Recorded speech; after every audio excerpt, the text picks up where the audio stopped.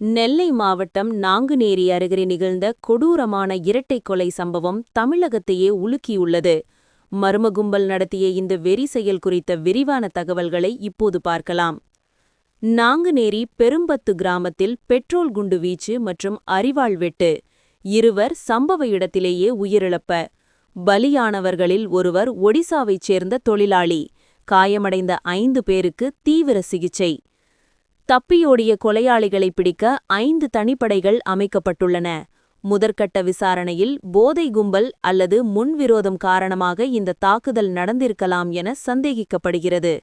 தற்போது வரை 6 சந்தேக நபர்களை பிடித்து போலீசார் தீவிர விசாரணை நடத்தி வருகின்றனர்.